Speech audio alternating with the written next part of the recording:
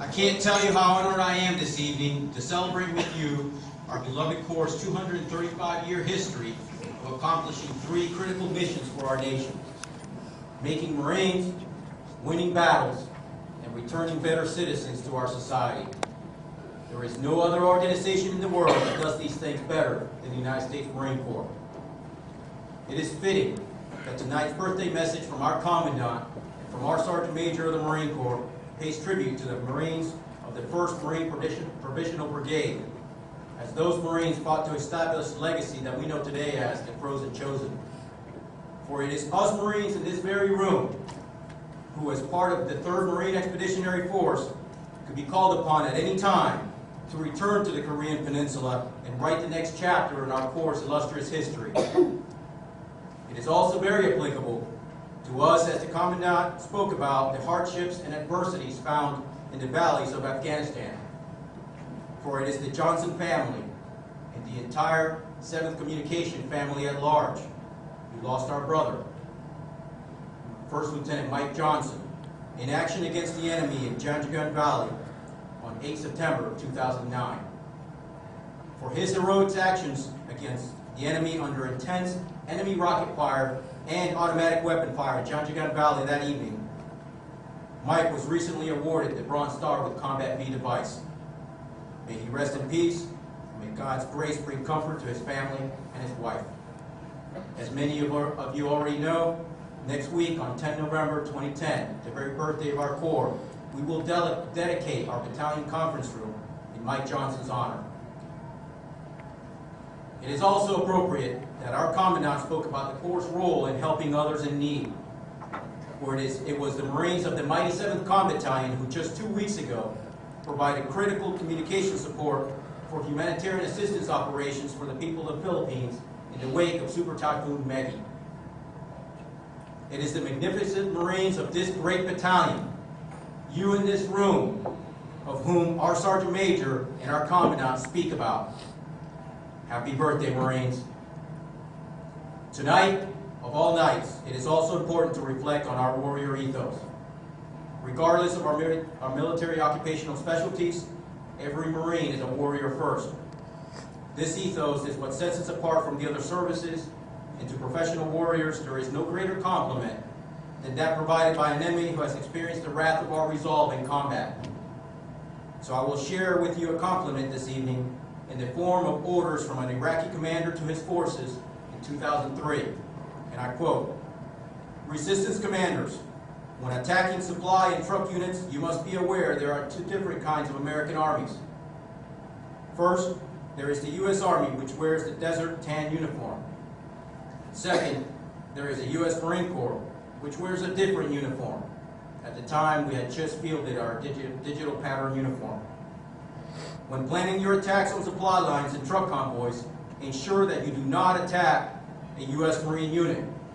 If you do, these supply unit Marines will immediately act like Army infantry, and they will attack you and hunt down every one of your men and kill them. The U.S. Army truck and supply units will not pursue you. Attack them instead."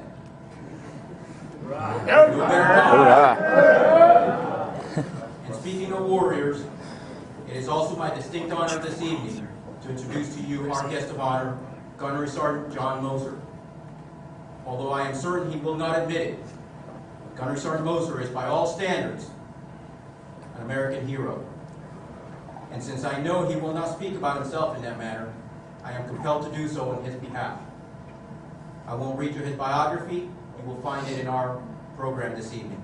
I would merely like to point out that buried in the second to last paragraph, you will find that Gunnery Sergeant Moser's personal awards includes the Navy Cross, our nation's 2nd highest award for valor.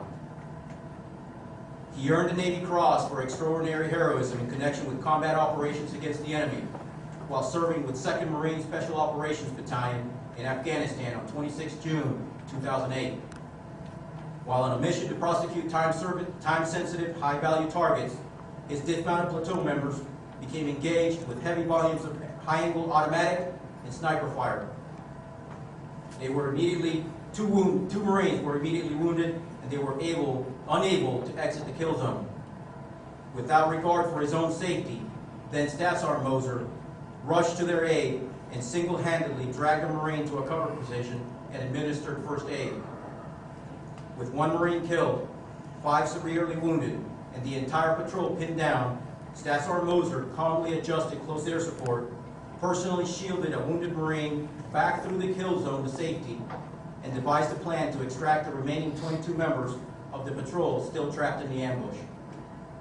He repeatedly exposed himself to enemy fire and engaged the enemy until all members of his patrol were safe. For his courageous actions, bold initiative, and total devotion to duty, Staff Sergeant Moser reflected great credit upon himself and upheld the highest traditions of the Marine Corps and the United States Naval Service. Marines, I am greatly honored and deeply humbled to introduce to you Gunnery Sergeant Moser.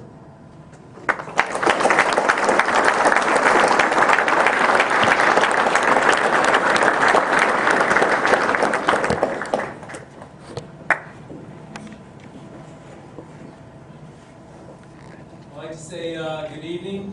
Happy birthday, Marines.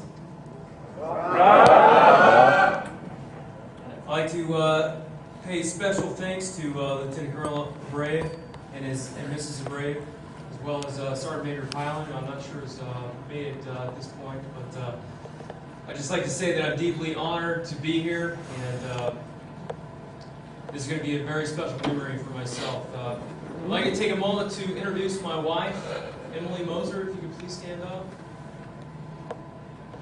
Without my wife and her support, her patriotism, there's no way that I could be standing here in front of you guys today. Well, I would like to start off with just talking a little bit about myself, explaining to you a little bit about Gunnery Sergeant Moser. To start off at the beginning, I was born in Austin, Texas, and I enlisted in the Marines in Corpus Christi. Later, of course, signed up in San Antonio. I was a delayed entry program Marine.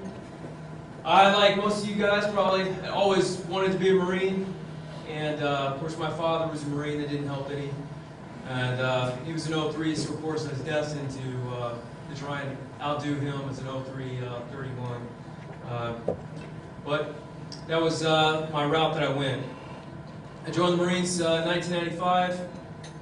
I came in, I went straight to security forces. I didn't know much about the Marine Corps, thought security forces would be pretty good. Started out going through security forces. As you can probably read in my bio, of course it states that. What it doesn't state is while I was in security forces, one of my extracurricular activities there, I got burned down. I went to a correctional custody unit at the time, which was something that they used to have. We frequented from security forces. Had a reduction in rank for disobeying a direct order.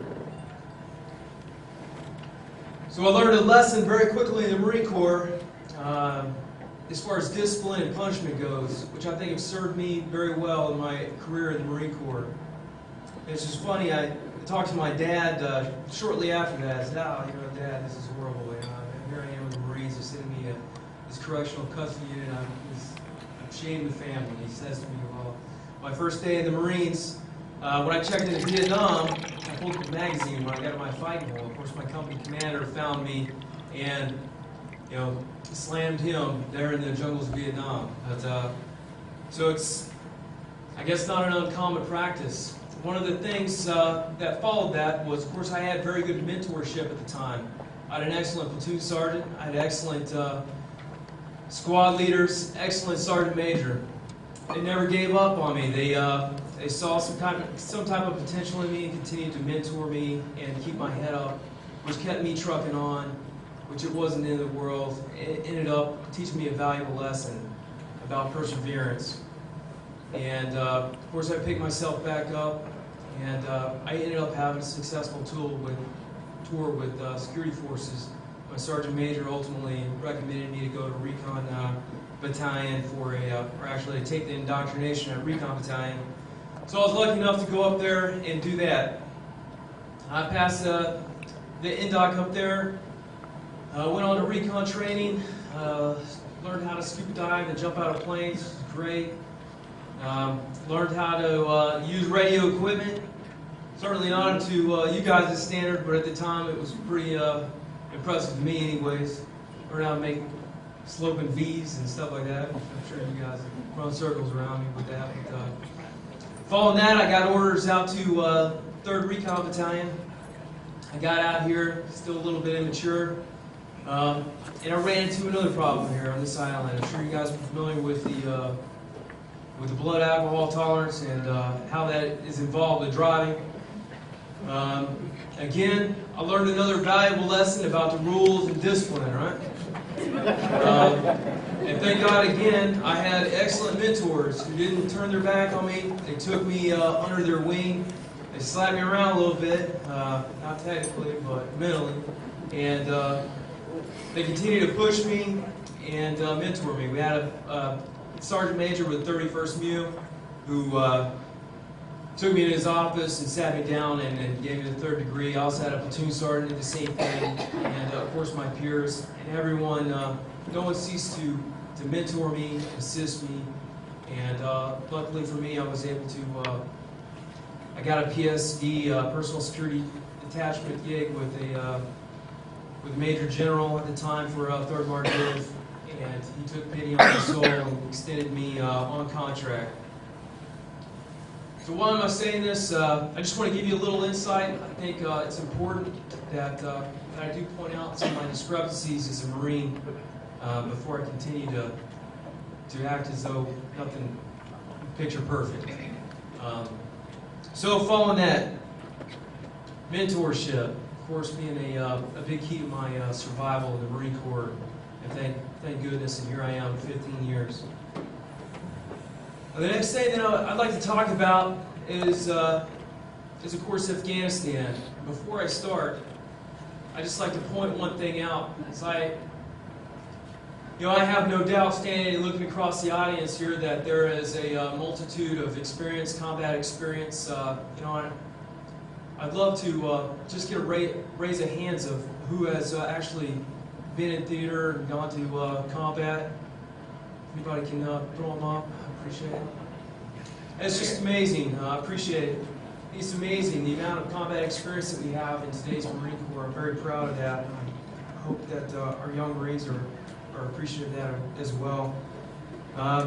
What I want to say is that what I'm going to say in the next following statements is nothing that I've done is, in my view, outside of what Marines are doing every day in combat in Afghanistan.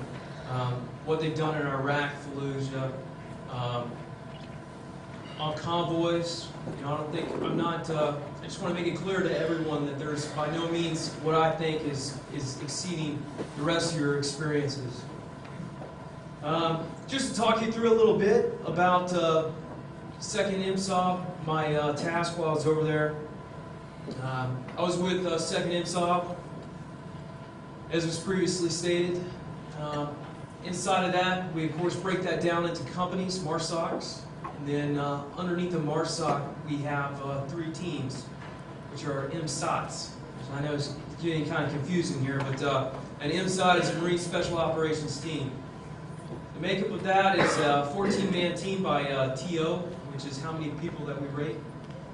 And in that we have a headquarters element and 2 5-man teams. Of course, various people have specialties, but basically we have a team leader, which is a captain, a team chief, staff and CO, a comm chief, and a independent duty corpsman.